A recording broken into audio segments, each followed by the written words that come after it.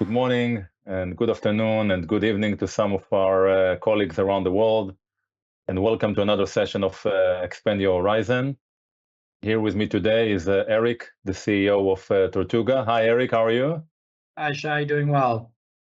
Thank you very much for joining. Where are you connecting from today?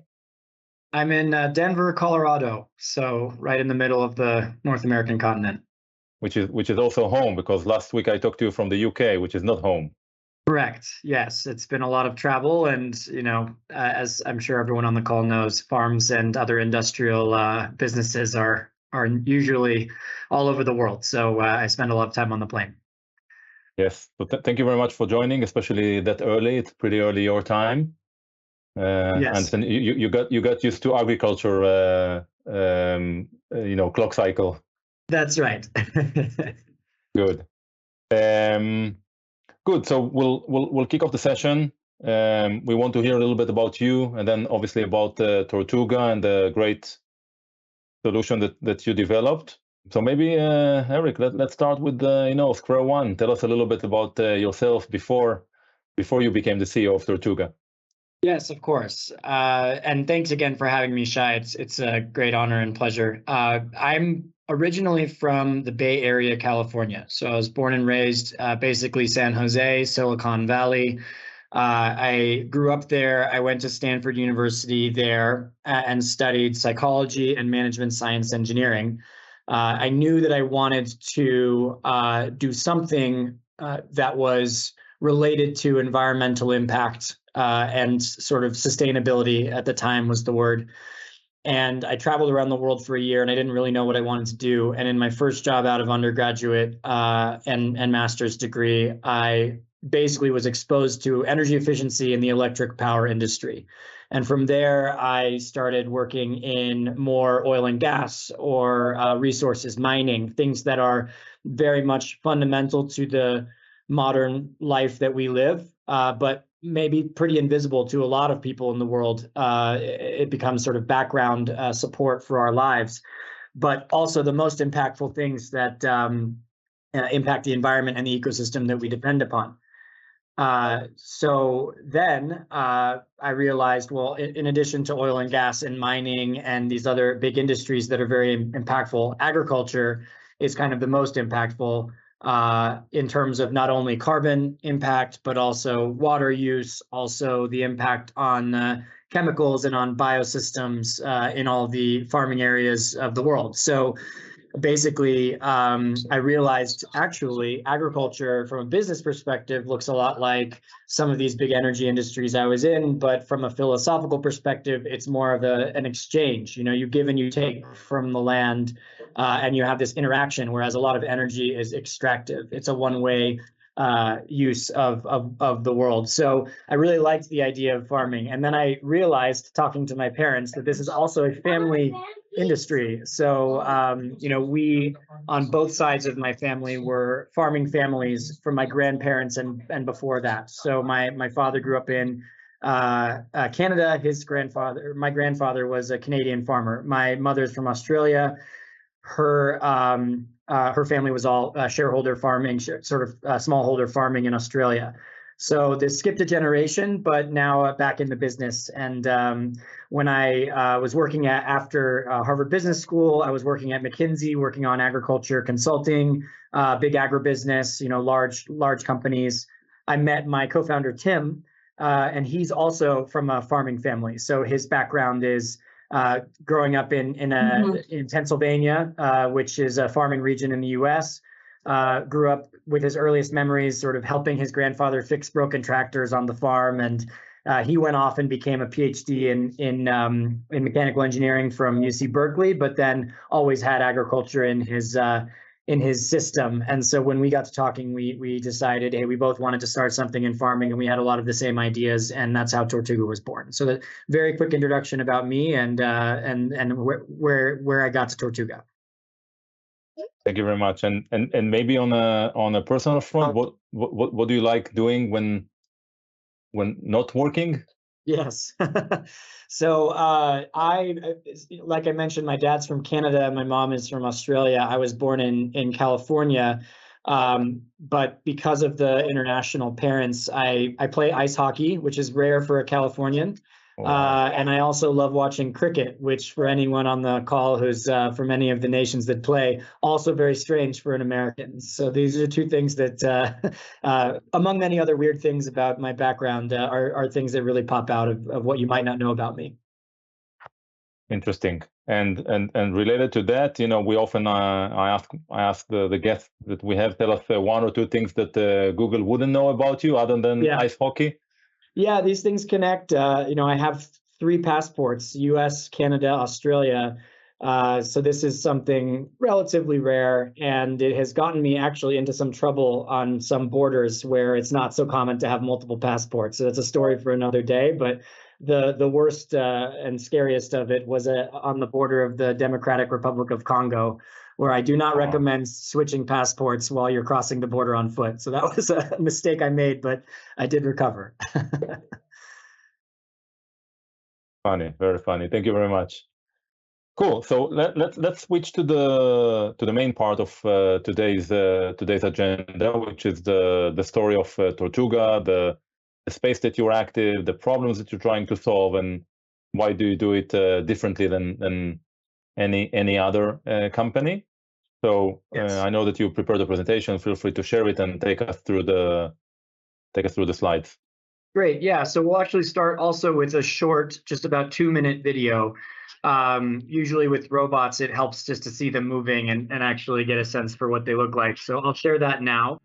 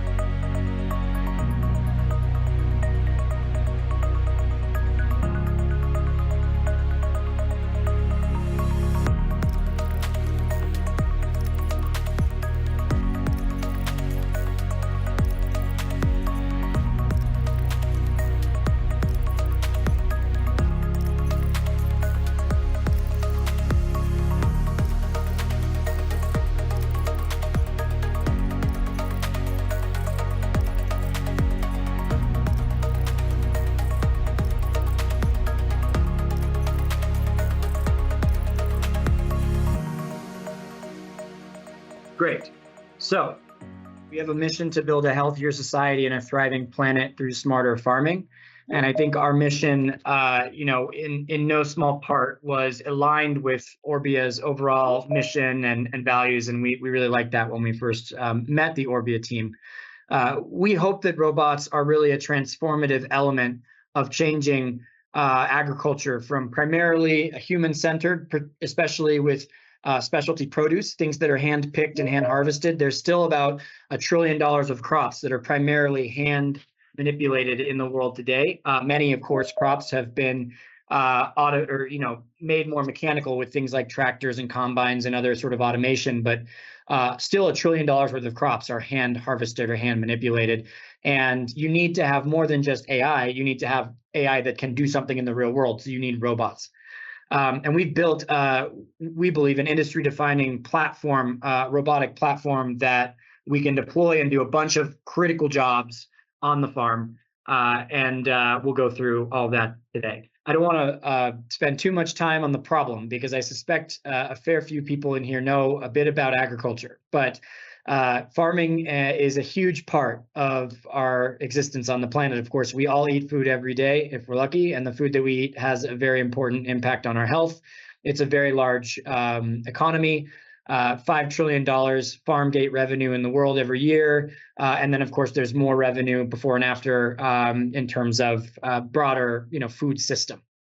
Huge amount of the carbon emissions in the world. Some estimates are 25 to 30% of all emissions are from agriculture, 50% of the habitable land that we use, 70% of all fresh water used on the planet is for food and ag. And of course, all of these farms that we depend upon are under massive threat with changing climate and droughts, with labor shortages. Every geopolitical situation typically disrupts agriculture and farming. And of course, there's been a whole lot of inflation and all kinds of other things happening that make farmers' jobs more difficult all around the world. There are a lot of really amazing trends coming up that people talk about. We have autonomous vehicles, we have AI, we have sensors and big data, we have GPUs and this really powerful compute that's coming along, and then of course robotics. But one thing we've seen is most technical providers that have tried to take any of these big ideas and apply them to farming are using the wrong formula. And so you'll have people who take an existing mobility platform and maybe they add some off-the-shelf robot arms, and then they have this robot platform that has, an arm plugged on top of a mobility platform. But this is only really a good way to get to a demo video. It's not actually a good way to get to scale or to solve the problem in a way that really gets at the core problem that the farmer needs you to solve. Hardware is too expensive this way, and it's not customized enough for most use cases. So what we do, which is different, is we pursued a model that we now call essential robotics. And what essential robotics is instead of starting with the technology and saying, hey, let's see if we can do this, which a lot of companies do by starting in a lab or with a grant, we flipped it around. Instead of starting with the technology and then seeing if it can be a business and doing the math way too late, we actually started with the economics. And we looked at the farm economics. We talked to a bunch of farms, and harvesting, the one job on the farm for a lot of farms is 50 to 75% of the total farm cost. So the entire farm is really designed around and structured around harvest. So start with the unit economics. That's the biggest value and the biggest risk for every farm. And then you have to understand, after understanding the economics, what is the operational context that actually makes that process work? What does the farm have to do every single day? How many steps are involved in harvest? What are the critical constraints of the harvest process? And what is the actual reality on the ground? This is before you even think about the technology. You have to truly understand the problem in detail. Then, once you understand the economics and the operational context for this business, then you can start designing the essential technology. And this is the hard part once you understand these other big questions. And this is, you have to go very fast. So we started designing the technology. Our first robot picked a strawberry in January of 2017. And then from there until 2020, which is only 3 years time, we completely rebuilt our robot from the ground up 6 times. So basically every 6 months, we had a brand new robot, a brand new hardware, brand new electrical, brand new software, brand new machine learning, because that's how fast we needed to learn and change the design so that we could land on something we thought was truly scalable and solving the customer's problem. So that's what makes essential robotics different than a traditional robotics approach, which typically starts with off-the-shelf components and tries to build a demo and then tries to figure out if that would apply to the real world. Okay, Eric, maybe a question also on the background and the choice of crops and settings. Yes. The agricultural industry is quite broad in terms of type of farming. From open field to indoor, from extensive practices to intensive practices, from high value crops to low value crops, and because it's such a wide industry, it's very important to very carefully choose the right segments that can benefit and can also pay Yes. for your solution. So question number one, tell us a little bit about the choice of specific farming Yes. subsegments. And then within that, also maybe share a little bit about the labor challenges and why harvesting is becoming such a big issue in those areas where it couldn't be automated yet. Yes, great questions, and this really hits on this left side of this page. Start with the economics. So the first thing we did when we were thinking about building anything at all, a business in agriculture, was we took a big look at the value chain, and we said, okay, well, there's obviously a lot of value in genetics. And then there's farm equipment, there's the farm itself, there's a supply chain, and then there's supermarkets and processors. There's a big value chain in food and agriculture. But if you look at the value of the whole system and the risk of the whole system and the impact on the environment, most of that is happening on the farm. The biggest impact you can have on the farm for the whole system. So we looked at the farm, and then we said, okay, well, what are all the different types of farms we might work on, and how valuable are they per acre or hectare, and how big are the markets? And when you take a look at that and you're thinking about, okay, if we want to try to automate some task, just from a very first principles high level thought, you want to find a task that is the most valuable, the most value per action your robot takes. And so if you look at that, then that's basically harvest, and harvest in higher value crops to start. So we're not trying to, automate robotic harvesting of wheat, because that's already pretty low cost and it's been automated. But if you look at, strawberries versus raspberries, actually more of the labor cost is in harvest for raspberry, but it's a smaller market and it's a very difficult technical problem. So now we start to say, okay, soft fruit is probably a good place to start, versus say tomato, where the harvest part is smaller, even though the labor component is still big. There's a lot more jobs that add up to that labor component. So what's the biggest single value pool that you could maybe automate with one task? And that's harvest. And then it's things like, okay, strawberry, blackberry, raspberry, blueberry. Of those markets, strawberry is the biggest pool of value and a big market, not the biggest market of all the things we could possibly have tried, but a big starting market. And then we thought, okay, well, within that market, are there farms we might want to work with that are structured the right way? And this is where we're starting to get into this second bubble here and understanding the operational context. So to your point, Shai, we thought, well, it's probably not a vertical farm because those aren't really scaled up yet at scale with strawberry. Some people have grown strawberries, but it's not scaled up. But it's also probably not the broad acre, flat soil-based strawberries, because those are A, not as good for the environment, B, a lot harder to automate from a robotics perspective. So if we have a structured environment like in strawberry, that also looks like the structured environment in grapes or tomatoes, where you have a piece of fruit hanging kind of in space and orienting itself vertically because of gravity. So, okay, now we have a big value pool in a reasonably big market, and operationally, it looks like we can actually do this job. The last question is, if we can do this job, could anyone do this job? Because we don't want to start a company where, within 5 years, there's going to be 100 of us. And, I think the counterexample here is there's a lot of really good companies in the soil weeding space now. There's probably 6 or 7 companies that are trying to commercialize weeding robots. And that's hard because even though they're all good companies, they're all in a complete dogfight for the same few customers. And nobody has really shown themselves to win. You might argue our problem is too hard. We're only one of 2 or 3 companies still around. But we decided to take a big swing at a really hard problem, and that's what got us there was exactly the logic you're talking about, Shai. Size of market, size of value pool, and whether it was technically feasible, but not so easy that it would be done by everybody. Yeah, thank you. No problem. This next page really just highlights what we've already talked a little bit about. On the left is how everything works today.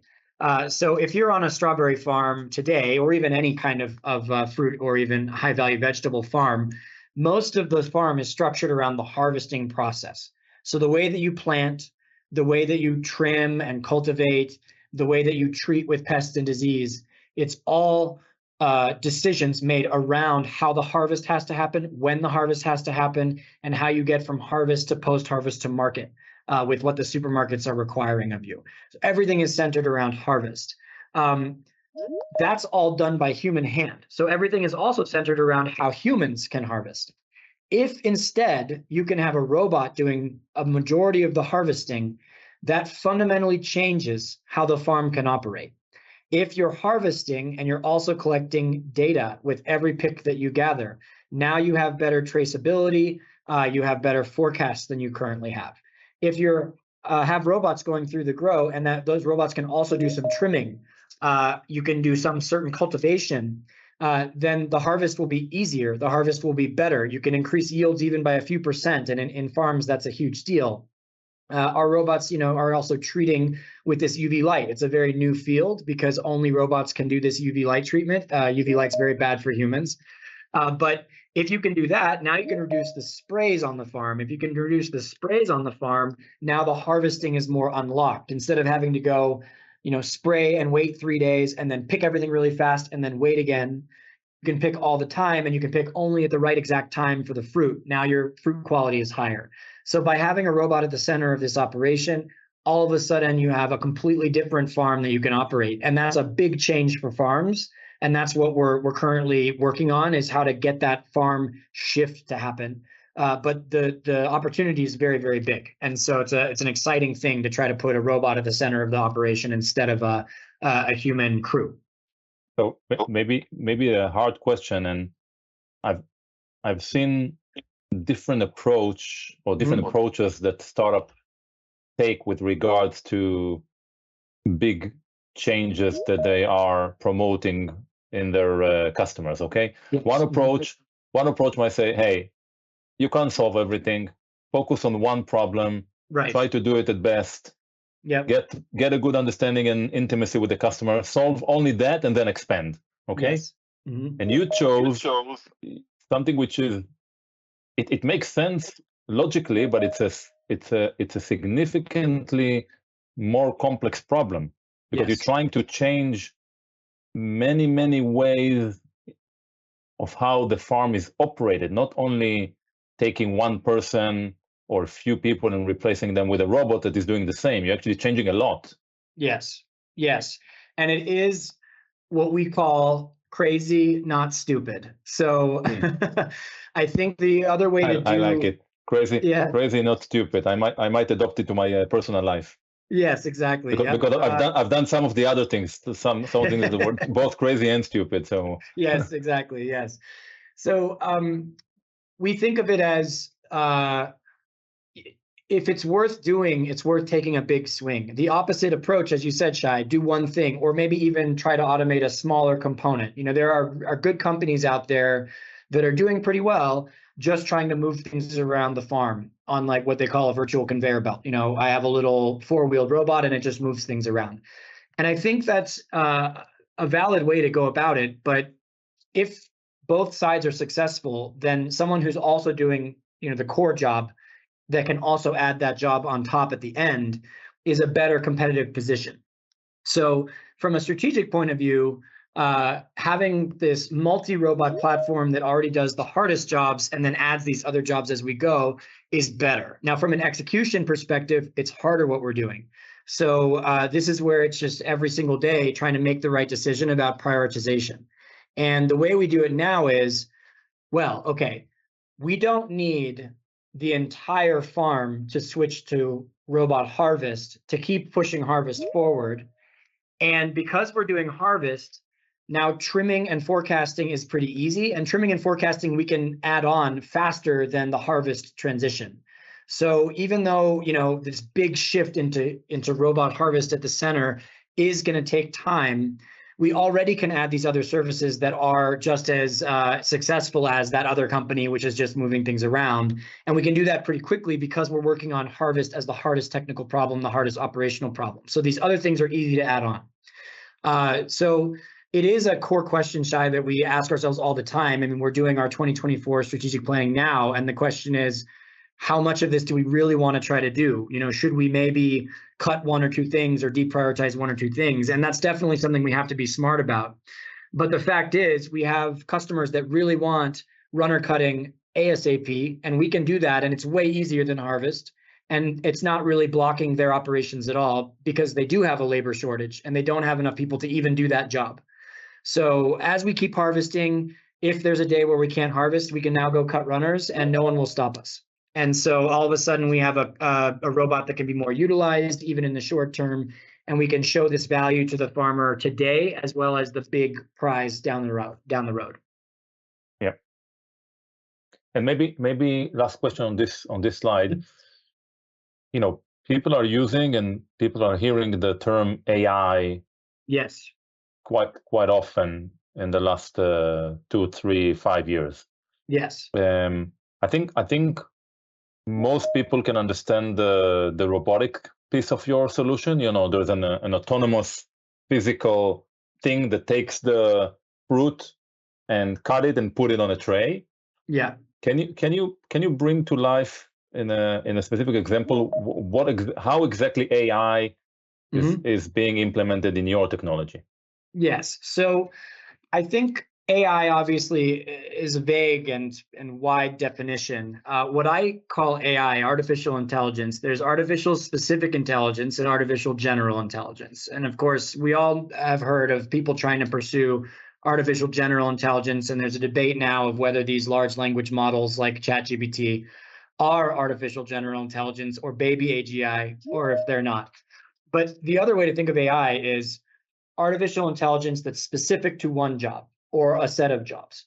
And if you look at our robot, it's not just the components that move. The hardest part is actually the decision making.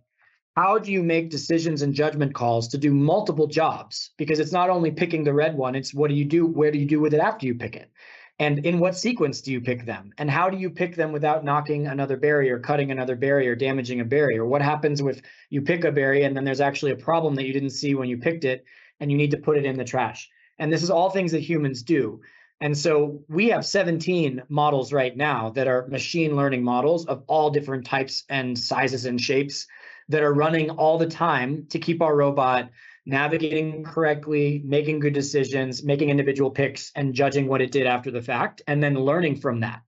So I think that is artificial specific intelligence. Even though it's not specifically using a transformer, we are using the same kind of reinforcement learning. So the robots do learn as they go, and they're learning online and offline. So they're learning right as they go, and they're also learning as we retrain them over the course of a day or two after the picks. So all of this is really what makes what we're doing so hard. People have seen robots, for decades and decades, but a robot in a factory that works very well, that's just taking a big piece of machinery, and moving something from one side to another, or packing something pretty simply into a container with a controlled environment, that's a lot more straightforward than making complex decisions in an unstructured environment fast enough to match a human doing the same thing at the same cost. So this is what makes our machine real AI. It's AI applied to the real world and doing a real job in physical space. Yeah, thank you. Yeah, no problem. It's a very exciting time, and we are on the forefront of a lot of the strands of AI, and it's very interesting to see how all these conversations are unfolding over the last 3 or 4 years. I think this is sort of this page touching on the same question, Shai. So there's a lot of people who have talked for years about digitizing the farm. And you have, Mark Andreessen saying software is eating the world. And how do we make farms more digital? Because agriculture is one of the least digital industries on the planet. And we believe that one of the reasons why it has resisted this digitization is because it is such a physical operations heavy business. And so you can have information from a sensor or from photos or analysis, but if you can't do anything about it, if you can't move around the farm or do jobs on the farm, it's not as valuable, that information. So you haven't seen as many companies coming out that have become, unicorns or IPOs that are only information or data systems for farms or software platforms for farms. We believe that if you can merge the physical jobs with the information that you get from those jobs, and you have this AI, this machine learning, this software that's helping you do that, that's where you can start to think about digitizing the farm. And this is where we're talking about, we collect better data than a sensor suite sitting in one place would, because we're moving through the whole farm all the time picking. So because we have better data, we can now create forecasts that are better than other people's forecasts have been. We can start to help the farm understand what's happening in the farm, where are the specific problems, but we can also do something about those problems rather than just saying, hey, you have a hotspot of pests in the northwest corner. We might be able to actually do a target spray or a target UV treatment over there to make sure that that outbreak doesn't expand. So this is why we think that merging the digital and the physical is so important, and it requires this advanced artificial intelligence sort of decision-making and understanding to do that. So you've seen some of the videos. This is just a bit more close-up version of the platform. So again, what we've tried to do is very hard, and it is crazy. I hope it's not stupid, but we already talked a lot about the component. AI is required for us to do this job. We also, though, have to have two-arm motion planning and manipulation software. We have two arms that operate in each other's space, and this is very uncommon in robotics. You usually have one arm in a safe cell, and it's operating without any other concerns. We have two arms that are like human arms, where they could bump into each other. You know, they could get in each other's way. So we have to have planning software, which is actually pretty new, in order to do this well. We also had to make low-cost hardware, because if you don't have low-cost hardware, you can't possibly be economically viable for a farm, which is already getting squeezed on all sides for their margin. We also had to build a data connection from the field to the cloud and back, so that we can get data up from the farm and also push new software and parameters to every single robot. And these things are also very new. You know, there's a lot of new startups that are only now in the last few years trying to provide these solutions, but we had to build our own. So this is another hard thing we had to do. And I think the benefit of all this, though, is we also have things like our own low-cost, high-capability AV platform. So we have a four-wheeled robot base that we could use to move things around in many different contexts, not just agriculture. So sort of the benefit of doing all these things to try to solve one problem that has a lot of value is you get all these extra benefits on the side. We're not trying to commercialize that right now, but I think it is possible to commercialize that in the future. Okay, and I know we're moving into Q&A soon, so I'll just quickly touch base on our core customers, our leading farmers in strawberry and table grape around the world. And actually, this last customer, Union Grove, he's also a venture investor, and he led our last round of investment that Orbia joined. So we met him first as a contact in table grapes, and then he led our investment round. But he's building his farm around our robot to make sure that it works as effectively for robots as possible. And we've been in the media, which we're proud of. You can see us on CBS Evening News or in the LA Times, in the Guardian. We've won some awards, so we're proud of the recognition. I think this page is really just about things we've already talked about. There's all these big tailwinds for our business. A lot of them are not good for society, but they're ending up being good for things that help farms survive. So as labor costs go up, robotics is more necessary. As population goes up and diets change, people want more fresh and healthy food, and more people need it and closer to home. Shifts in climate make farms have to operate in crazy environments, and therefore controlled environment agriculture is better, and robotics can help. And then all of the pushes in AVs and in GPUs and even crypto and lithium battery costs, all these things help us. So there's a lot of tailwinds for business. And I think that's the last page. So we're happy to move into Q&A now. I'm sure there's hopefully a lot of good questions. Yes, definitely. So thank you very much, and I'll start with a few of the questions. I'm not sure we can reach all of them, but let's start. Okay. What's the story behind the name Tortuga? Yes, so Tortuga is turtle in Spanish, and we originally thought, turtles are symbols around the world of wisdom and patience, connection to the earth, sometimes good luck. So we thought it was a good symbol, but turtle in English sounds a lot less cool than Tortuga. And we're fortunate that Tortuga is pretty well pronounceable in many languages around the world. So we got lucky, and we like our logo, and so Tortuga. We have had a lot of people make fun of us for saying, maybe you should have chosen a faster animal for pick speeds, but we like Tortuga, and we find it a good symbol. Yeah, no, I think it's a cool name. Thank you. Talk to us a little bit about the commercial progress that you've made in terms of type of customers and adoption rates, and Yeah. the feedback, some of that.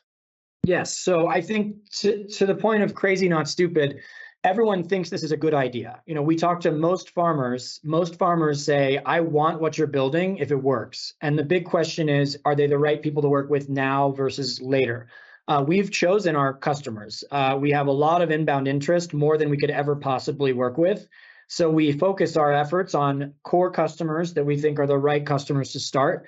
And that usually looks like market leaders in whatever market we're in. So we work with one of the top 2 and another one of the top 5 growers in the UK. And we work with the 2 that we found are the most innovative. It tends to be that large growers are actually more able to be innovative because they have the budget for it. They have the flexibility. Small growers are a little more under pressure to just get whatever they can get done every year. So we work with large growers in the UK. We work with the largest tabletop grower in California, who also is very, very good operationally, very, very innovative. We start with harvest. Everyone wants harvest first and foremost, but they're also very interested in the other things the robot can do. So as we start with harvest, we also add on forecasting, UVC, and now next year we'll add runner cutting, where there's certain types of growth off the strawberry plant that you would like to cut off. So this is something that looks a lot like harvest, but maybe even easier. So we tend to do more than one service for our customers.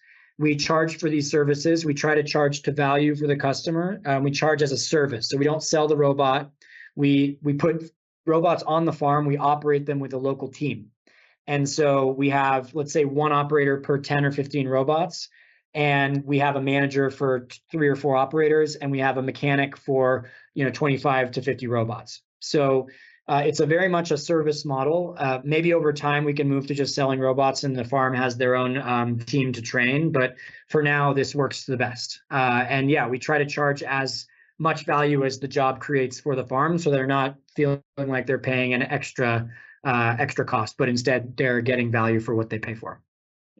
Yeah, and you mentioned that currently you provide these robots as a service, so farmers do not buy them; they pay by the hour or by the kg, like they would have paid for labor, exactly. like an individual. Yes. This I suspect. Well, you mentioned that Orbia Ventures is an investor, and we've spent a lot of time talking through some of the challenges. But share with us a little bit the challenges and how you solve them, having chosen that specific model, because it has complexities. Yes. So it's the obvious model for an early stage company trying to increase adoption in farms, because there are companies who have tried sales of our type of robot. And you might be able to convince, and one company did convince about 10 farmers to buy 1 robot each. But then those robots didn't work. And that company no longer sells picking robots because they completely blew their market. They got some revenue up front, but then it's over. The way that robotics as a service works is there's really no incentive. There's only the incentive for them to want more and more robots and more service if it's doing the job at the price point you're charging.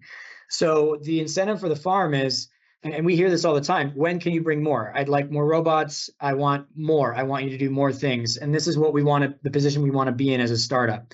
The complexity is we have to have our own operations team. And that was very hard when we're very early stage with only 15 people on the team. We were basically all traveling to farms on a rotation all the time.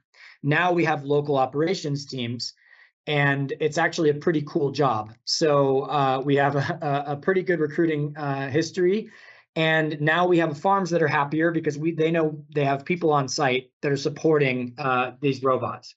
Now, that said, the farms do want to not be fully reliant on third parties. So we are training farm pickers even. We've trained pickers how to run robots. So you don't have to be technical to run the robots. And in the long run, this is probably the model. I'm a picker. 2 days a week I pick with my hands. 3 days a week I pick with robots. And then we have a Tortuga support system behind that. But this is where we're going. There is some complexity there, but it actually, once it's working, it's much easier than if you think about selling the robot and then having to support it after the sale. This isn't going to be true for all robots, but because harvest is so intensive and so important, we think that it's the right model for now. Yeah. One question that has maybe two sub-bullets. The first, and I'm combining a couple of questions from the audience. Where do you envision yourself, I mean Tortuga, in, let's say, 2-3 years' time? And related to that, what is the one or two things that keep you up at night, or that are the main, I would say, barriers to achieving that, dream or Yes. vision in 2-3 years? Great question. I think in the next year, we're really just operating the fleet size that we have, which is 150 strawberry robots and another 10 grape robots. We just want to keep proving the model and getting them better and better. And every month we push new software to improve, and every month we push a new operations manual to improve. And this is what we're focused on now. In the 2-year time frame, now we're going to be starting to prepare to scale up. So there's a fair amount of work to be ready to build 1,000 robots a year really well. We might be able to rush it faster and build them not so well, but we don't want to do that. So we're going to take the time to make sure we do it right. And then 3 years from now, then we would want to be building those robots and starting to put them onto the farms we already are on, and probably starting to expand into the next wave of maybe 3 to 5 farm customers. That's what we need to do. And what keeps me up at night is really two things. I mean, one is, I think our direction, our strategic direction, and our technical direction as a company are correct. But what I've experienced in this business is it's just 1,000 decisions every day that you have to get, 90% of them right. And we've done a good job, but we need to keep a high level of execution. And so, it's not like a big dread question for me. It's 1,000 little ones that we have to get right every day. So we definitely sweat the small things all the time, and that's really important to get right. And so for me now, it's actually making sure my leadership team is getting those decisions right, and that they're motivated, and that they're balanced, and that they're that they have the support they need. So that's what keeps me up at night. And then the second one is just, do we have the time to do this? I think the first wave of AgTech investment in 10 years ago, people said, oh, there was this Climate Corp sale for $1 billion. This is the new gold rush into agriculture. Let's invest a bunch of money and get a bunch out really fast. And I think it's been proven that farming and agriculture move slower. You might have a great year technically, but the weather is bad and the farm has a bad year, and now you have a bad year. Robots also take time. So what keeps me up at night is, are we going to get the time to build the right way? And that's all about the capitalization strategy of the company. Will we be able to attract patient capital? It's not like we're super slow, but we're not as fast as, the golden days of software as a service. So we need to find the right investor partners that care about what we're doing, and that will give us those 3 years, rather than saying, hey, I need to see results in 8 months, because farming takes longer, and there's cyclicality, and robots takes time. Yeah. We are, unfortunately, we know it very well through our Netafim business. And Yes. maybe last question, and we have maybe 1 minute to answer it, related to Netafim, our agriculture business group that also has one of the largest greenhouse business globally. Yes. And any ways that we can help you, either business-wise, operationally? How can we leverage that partnership? Yes, I think First of all, I mean, Netafim has a stellar reputation in the world that we live in. All of the customers know it well, and most of our customers use the products. I think right now, in the next month or two, let's say, I don't think there's much immediate collaboration, but there's a huge amount of collaboration in the future with the massive overlap of the same customers and the same markets, and thinking about how to work with Netafim's leadership position and how the robot fits into Netafim's business and into Netafim's customers' businesses. I think there's a lot to talk about there. So we haven't yet engaged as deeply as we probably should, but we're very excited about the opportunities there in the next year or two. Yeah, well, we're definitely committed to the long term, so yes, we have the patience to make it happen. That's Good. Exciting for us. Eric, we hit the hour. Felt that it went by very fast, so it means that it was interesting, at least for me. So thank you very much. Appreciate the time. Good luck with the venture. I think you're doing amazing things, and as we said, if we can find a way to help other than just providing capital, we're happy to do it. Thank you very much. It was a pleasure and a good conversation. Yes, and folks around the world, thank you for taking the time to join. See you in the next episode of Expand Your Horizon. Bye-bye.